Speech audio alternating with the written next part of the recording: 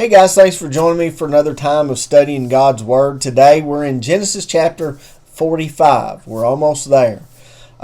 Joseph's brothers had now appeared before him a second time to purchase grain for their family.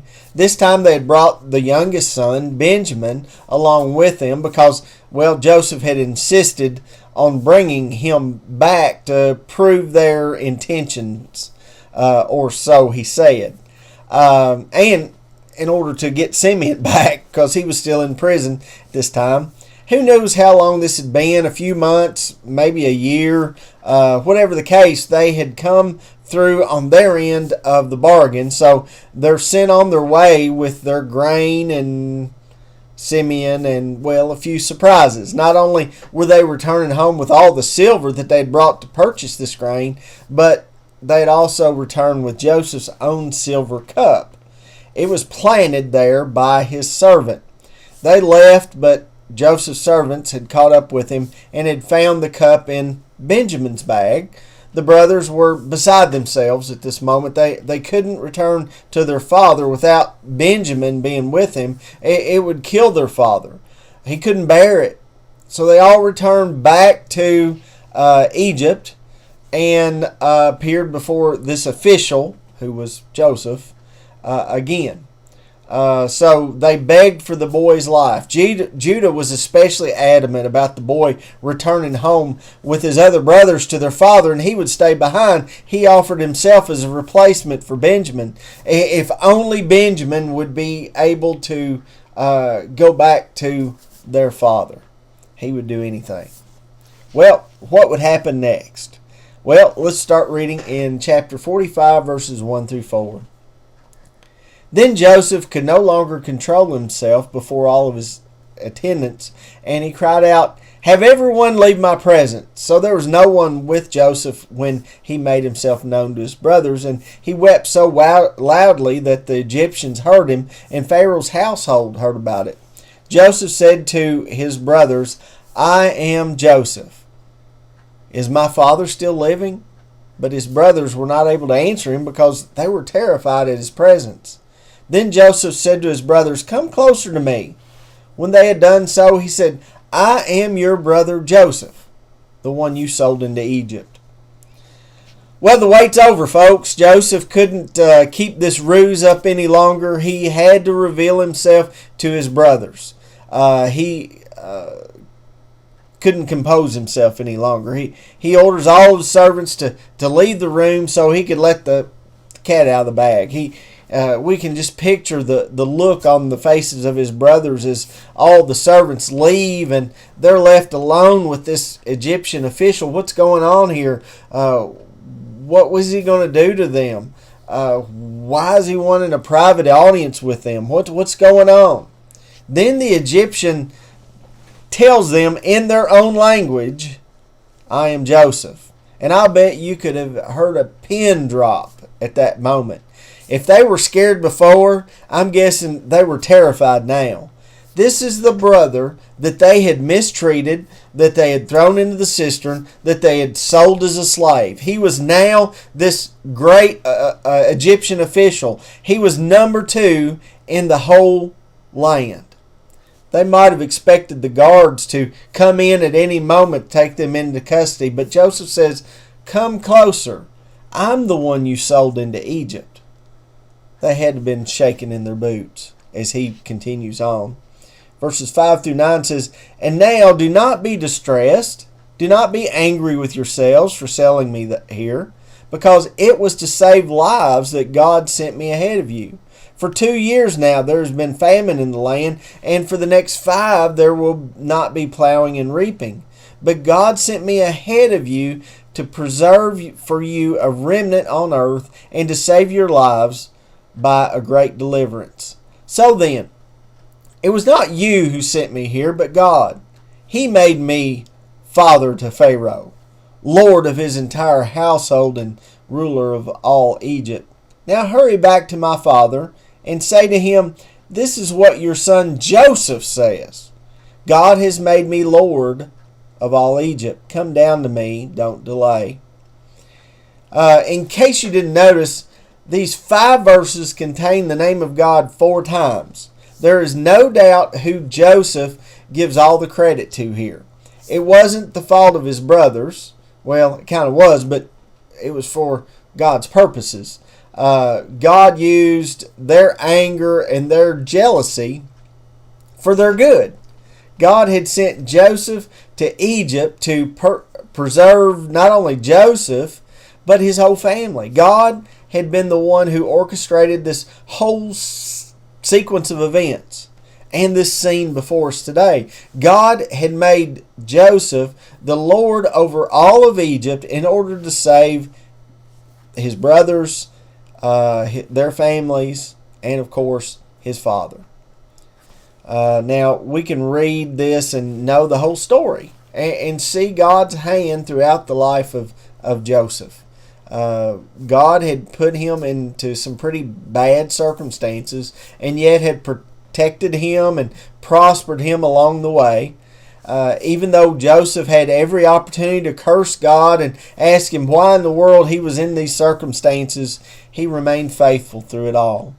He now knows why all these things had happened to him, to save his family. It was given to Joseph to make sure Israel survived.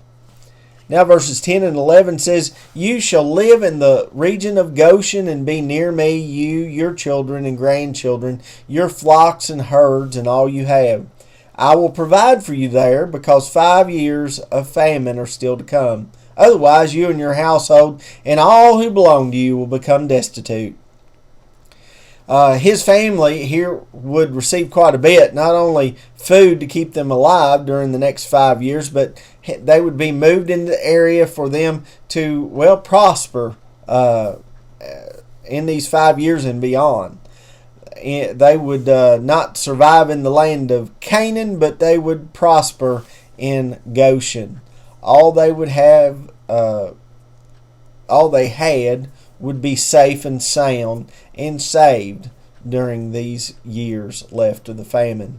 We can just imagine how bad things would have been by the 7th year.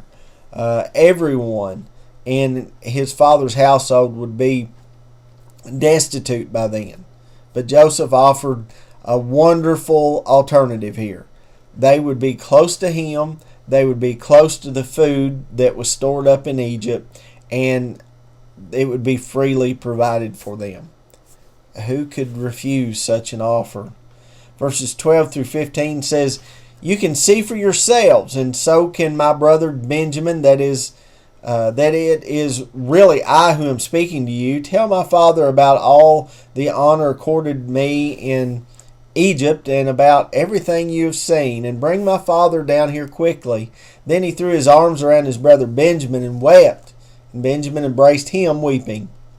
And he kissed all of his brothers and wept over them. Afterward, his brothers talked with him. The brothers could see that it was not only Joseph, but he could see the big picture, God's picture in this situation. He has a tearful reunion with his only full brother, and then he does the same with his half-brothers. It's amazing how forgiving Joseph is in this situation, even though these guys had wished him harm just a few years before. Now they're united, and the brothers no doubt take a breath or sigh of relief as they understand that this official is not only Joseph, but his intentions are good towards them. Verses 16 through 20 says, "When the news reached Pharaoh's palace that Joseph's brothers had come, Pharaoh and all of his officials were pleased. Pharaoh said to Joseph, 'Tell your brothers, do this, load your animals and return to the land of Canaan, and bring your father and your families back to me. I will give you the best land of Egypt, and you can enjoy the fat of the land.' You are also directed to tell them, 'Do this, take some carts from Egypt for your children and your wives, and get your father and come. Never mind about your belongings, because the best of all Egypt will be yours.'" So when Pharaoh hears about what all has happened, he's glad to share the overflow of Egypt with Joseph's family because, well, it's because of Joseph that this overflow could even be possible. I mean, this is the man who saved Egypt from certain pain and starvation from this famine that was now raging. He was the man who had interpreted the dreams of Pharaoh, who had offered the solution to the coming time of want in the land. He was the man who had saved Pharaoh from embarrassment and possibly even death during the 7 years of famine. He understandably offers Joseph's family the best of the best in the land, the fat of the land. He even tells them not to even worry about their belongings back there in Canaan, for the best of Egypt would be theirs once they return.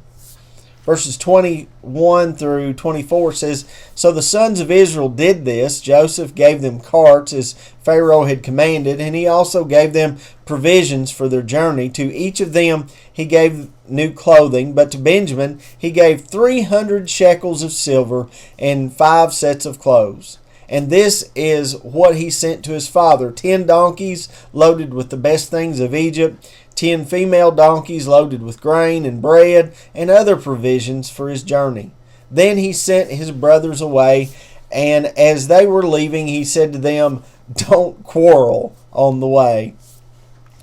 Well, the brothers are overcome and overwhelmed by the generosity of Egypt.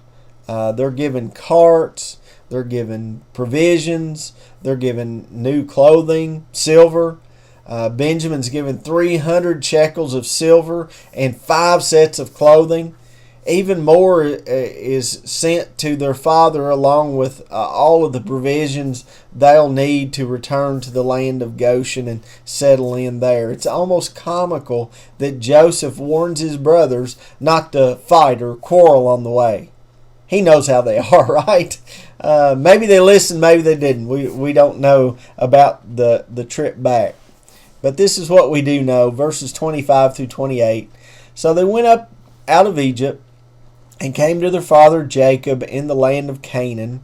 They told him, Joseph is still alive. In fact, he is ruler of all Egypt.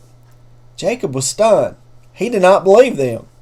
But when they told him everything Joseph had said to them, and when he saw the carts Joseph had sent to carry him back, the spirit of their father Jacob revived. And Israel said, I'm convinced my son Joseph is still alive. I will go and see him before I die.